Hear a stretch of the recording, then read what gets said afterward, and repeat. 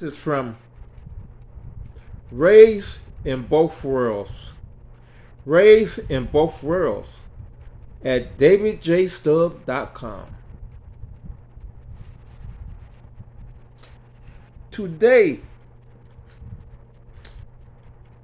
first off, I want to say I know I need to tone it down for these spiritual books.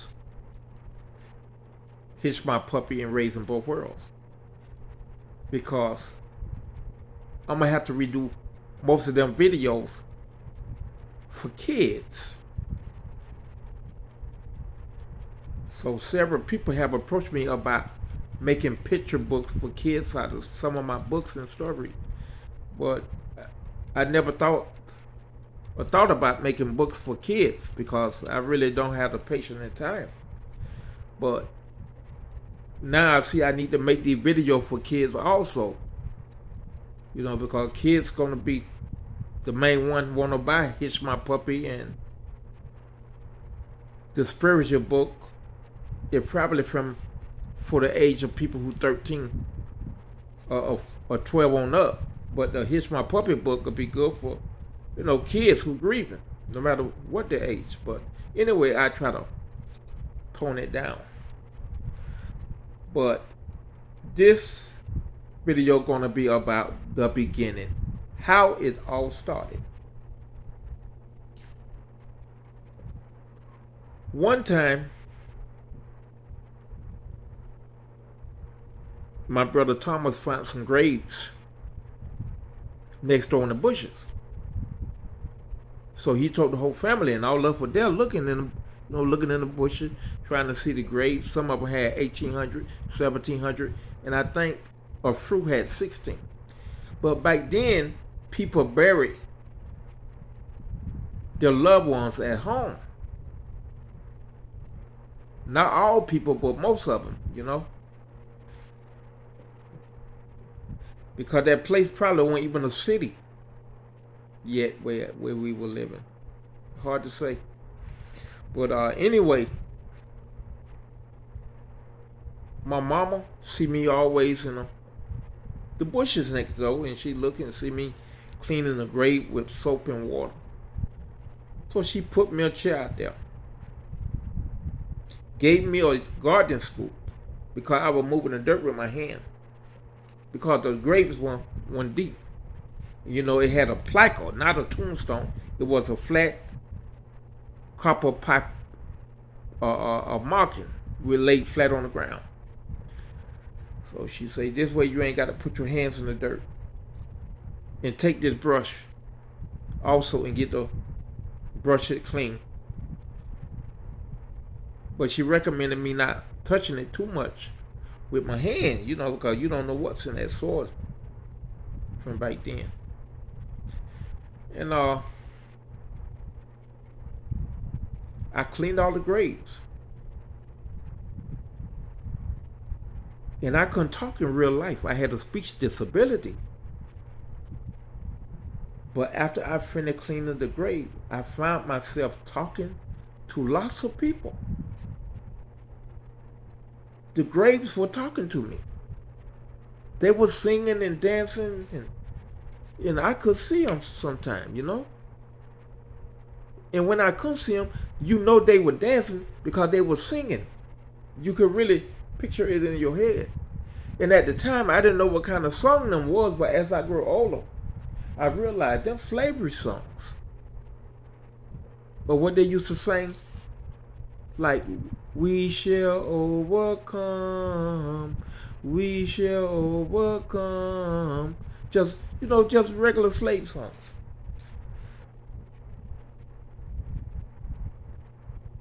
And one time, me and Cedric fell asleep in the living room.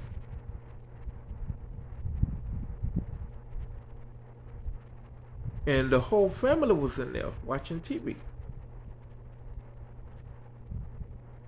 They were looking at the 11 o'clock news. And next thing I know, me and Cedric floating. And we at the ceiling looking down at the family and our lifeless bodies, who everybody thought was sleeping. And I say, Cedric, What going on? Man, I don't know, man. I don't know. Then a little girl tapped me on the shoulder. She was 4 years also. She said, would y'all like to play with me? Play well. She said, God said, it's okay for me to find some humans to play with. So would y'all like to play with me? And when me and Cedric said, yeah, why not? Next thing I know, we hitting black holes. We going in the past, the future, the present. We hitting tunnels. We hitting just, it was amazing. And when we hit them tunnels and black hole, in like 2 seconds, we in another dimension. We in the 1800s. We in the 1700s. We in the 1600s. Then we zoom back to the present. Then we zoom in the future. Then next thing you know, we right back in our body. And this continue every Friday, Saturday, and sometimes Sunday. Until one day, she took me out of my body. And she said, are you ready? And I said, but what about Cedric? She won't say nothing. I said, but what about Cedric? Because me and Cedric were close growing up. Wherever you seen Cedric, you saw me. Until Cedric, came out of college. But I said, okay. And I asked her about 3 or 4 more times. And she would never say nothing. She'd just drop her head. She wouldn't tell me nothing about Cedric. So I forgot about it. I just figured, man, something must be wrong with Cedric. Because heaven didn't want him no more. But after that's how I met my angel. I'd seen no other entities, no ghosts, no nothing. Until we went to the Bahamas one summer. We come back, the bushes were gone, the grave were gone, and they were building a church. They were building a church. And I said, Mama, what's going on? She said, oh, they're building a church, baby. And they moved the grave to a better place. And I was upset. All my friends are gone. They raised me from 4-year-old to about 10. And that when we went to the Bahamas, when I was 10-year-old, we went for the summer. So I'm lonely. I miss all the spirits. But after that, our house became extremely haunted. So haunted that the entire family had to sleep in the living room some nights. But on the average, they would wait for me and Cedric to fall asleep. And then they would take us to our room. And they would go in their room. And my big brother, them just, they just slept in the living room so they can see if anything go down. Because some of them ghosts was, powerful. When they walk in the room, you can't move or scream or do nothing. And my mama would teach us about the ghosts that come in the room when you can't move or scream. She called it the Hank. White people call it the shadow. Some people call it the tuxedo man. Some call it top hat. And some call it the hag. It's according to what culture you in. But my mama was out of Georgia, and they call it the hang. And she teach her about the hang. She the only one she teach her about. Tell her what to do and all that stuff. And I never told my angel about the other entities because for some strange reason, I enjoyed them. Whether they were good or evil, I enjoyed them. I enjoyed fighting them. Even at, 6 and 7 year old, I can't wait for darkness to come so I can see what witch or Hank or entities I'm going to see next.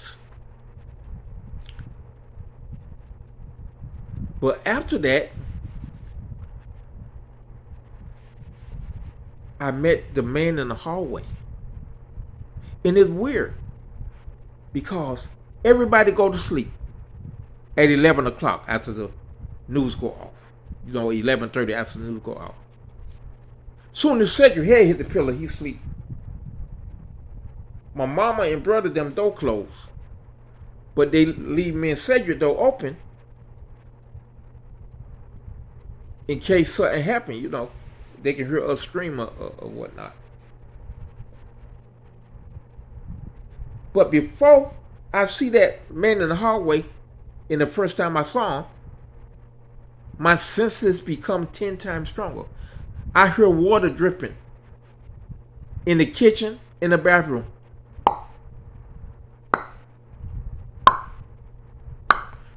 It sounds loud. So loud it scared me because I know something wrong. That ain't normal.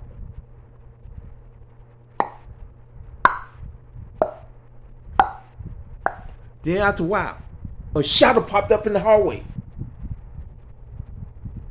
because they leave the bathroom light on. And the shadow is in our doorway, me and Cedric looking towards us. I woke Cedric up. I said, Cedric won't wake up. So the next day I told Cedric, hey, it's a man in the hallway and he looked at us at night. Man, there ain't no man in the hallway, man. There ain't no man in the hallway, man. Okay, I'll tell you what, next time you see the man, wake me up.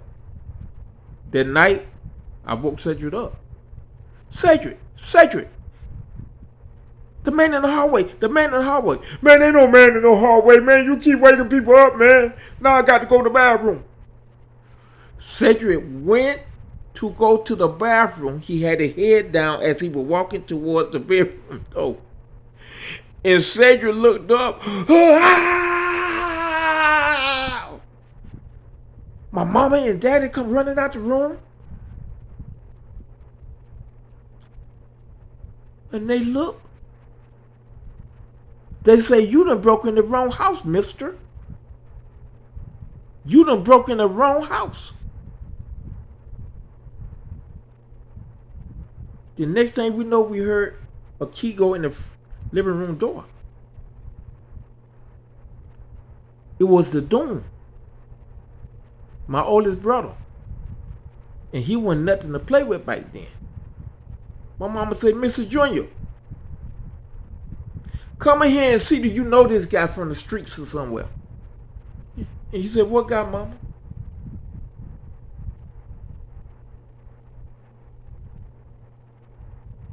But we still had the bathroom light on with the door crack.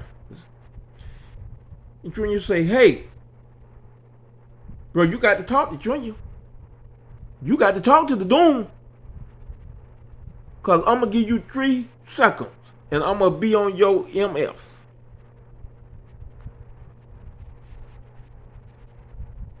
The shadow just stood there. Lionel Jr. fought that shadow for 3 minutes. Kicking, slinging, because he know karate and all that stuff. Boxing, anything you want.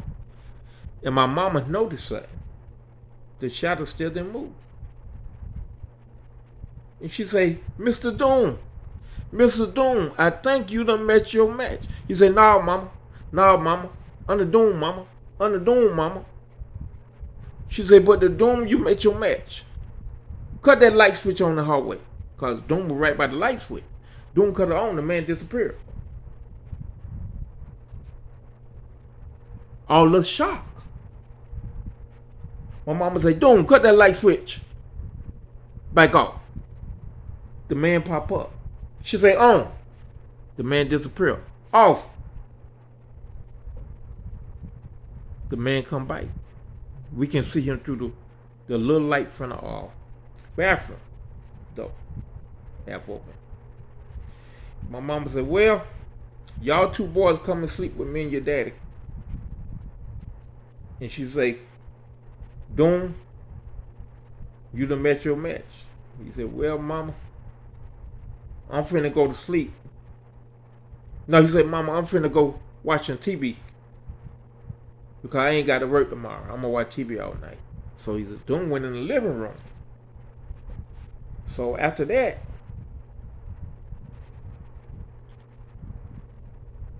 everybody know that it was a man in the hallway.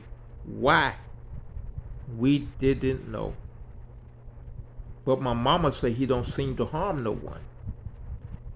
And she thought it was her brother, what we call Uncle Bro John. Part 2 coming up. This story is in Raising Both Worlds. Get it at davidjstubbs.com. Thank you and have a nice day.